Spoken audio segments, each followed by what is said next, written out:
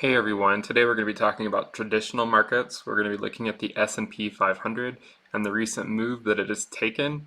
The price dropped significantly, and in the last few weeks it has rebounded. So we're going to be looking at a risk update. So if you haven't followed my videos before, we have this risk metric that we use that has been optimized to past recessions, even the Great Depression, to try to identify key times to be entering and exiting the market. So we're just going to do an update on that. So this chart here shows the price of the S&P 500 on a logarithmic scale, meaning each difference, each major tick mark is 10x. So this would be 10, 100, $1,000, $10,000. So this goes back all the way to the 1920s. So it is a significant amount of data that I was able to optimize to. Now you can see our recent move, but it's somewhat dwarfed because we have 100 years of data to look at. So let's go ahead and look in closer as to what is going on. But before we do, I want to explain the colors on this chart. So the color corresponds to the risk over this entire time frame. So if the risk is 0, it's dark blue. If it's 1, it's dark red. And when it's a darker bluish color, that is a historically good time to be entering the market for, say, a time frame of a few years. If it's dark red, then historically it's getting to the point where the risk is getting very high and it might be time to take some profits. Now, I should remind you, this is not financial advice. This is just what I use in managing my own positions in the market. So let's go ahead and zoom into the last 20 years so we can actually look at what has happened with the price. So, you can see back in 2008 when we had this drop, it flashed that dark blue, which it said, okay, it's time to buy. And you could have, when it first flashed the dark blue, it would have been up here, and subsequently it dropped much further. That's why I said as long as your time frame is a few years, it tends to work out quite well. It's just a lot of times people don't want to buy in this region, and so they end up missing this, drastic move here. And I should reiterate or say that timing the bottom is really not that important, and most people aren't going to do it. The important part is, are you getting a good deal on the stocks that you're buying, on the index funds that you're purchasing? Are you getting a good deal on it within a multi-year time frame, or are you likely not? So that's ultimately the key thing in looking at the risk metric. So you can see this was 2008 over here, and then this move was back a couple years ago. I'm sure many people remember that. Back in December of 2018, we saw that move where we dropped significantly. We ultimately rebounded back up fairly quickly and went on to higher highs. Now currently, this is the move that we've been in. So it's dropped rapidly. It has dropped in a way that has been unprecedented. It's never dropped this fast, this quickly. But we're actually also back on the way up currently. Now that doesn't mean we fully recovered. We could have further down to go. But for those who are curious, we spoke about this in prior videos even. If you go back and look, you can find it. The risk level hit a risk level of 0.29. So the risk hit a level of 0.29. Currently, the risk is back up to 0.51. So it's moved up significantly in the last few weeks. I said in prior videos I was dollar cost averaging into the market just because the risk levels were low, with the idea that they easily could go lower. Fortunately, or however you want to think about it, maybe unfortunately, I don't know.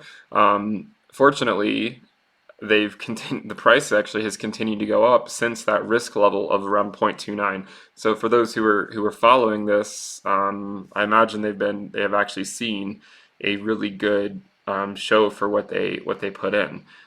Now, one of the things that is hard, it can be hard to numerically identify where we are on the risk metric just by looking at colors. So here we've pulled the risk onto a secondary y-axis, and it's the white line. The light blue line corresponds to the price. So here you can see the risk went down to that 0.29 level, and if you look really closely, it's gone back up just above 0.5. It's at around 0.51. So When I mention dollar cost averaging, what does that mean? Well, we've spoken about dynamically dollar cost averaging, and that looks something like this, where you have different buy zones and you put different amounts of money in depending on what zone you're in with respect to that risk level. So you just need to figure out, what format you want to use in identifying how much you're putting in. But if say the amount of money you put in when the risk is between 0 and zero point 0.1 is X, then maybe between 0.1 and 0.2 it's 2X, or maybe it's 1.5X, or some way you've determined that, as long as the risk goes up, then the amount of money you're putting in goes down.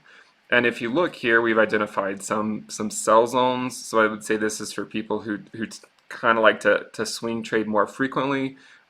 So you can see you might start dollar cost averaging your sells, not selling everything by any means, but dollar cost averaging your sells when the risk gets to 0.7 or higher. So selling a portion in this region, a portion in this region, and a portion in this region. And you could do something like determine what, say, y plus 2y plus 3y is 6y, and then ultimately, you could sell y, if whatever that is, however much money that is in the stock, or however many shares of the stock it is.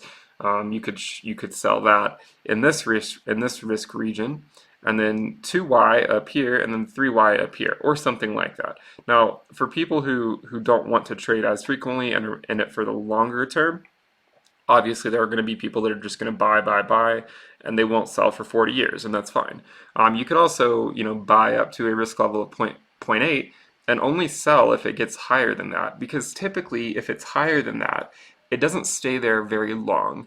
And so you could start dollar cost averaging your buys out during this time, because you can see that any time we're above this risk band of 0.8, it doesn't last very long.